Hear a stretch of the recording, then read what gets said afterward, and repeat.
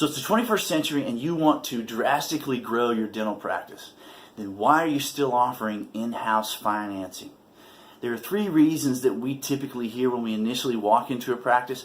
I want to walk through those 3 things and tell you why those are absolutely false.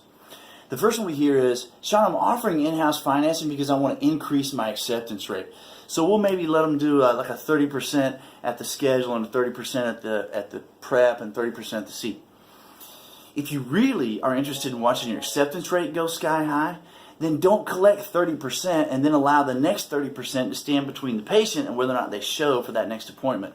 If you really want it to increase, utilize third-party financing and let the patient simply sign their name. Just like they do when they order from Amazon, just like they do when they get something from Best Buy and everywhere else that they buy. Second thing we hear is, my patients can't pass credit. You know, I used to buy into that.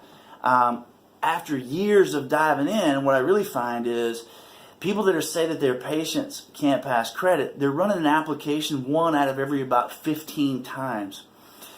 If you really want to know whether or not your patients can't pass credit, run it 100% of the time. Then figure out whether or not you have a problem.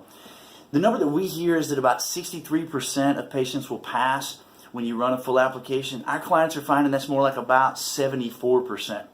Let's assume for a second that you do it 100% of the time and you've got a real issue with your patients that can't pass credit. Then why in the world would you want to assume the risk when all of these third-party lenders that are out there clamoring to be able to support financing for your patients and the treatment they need, they have recourse. You have no recourse. Why would you assume that risk if they're not willing to? Instead, if you really do have a problem, then put your marketing to work and go get a higher caliber patient. Number 3, there's no fees if I do an in-house financing. There are no fees up front. There are plenty of costs that are associated, like a higher accounts receivable and all the money that you have to pay to go try and collect that money yourself. You have no recourse.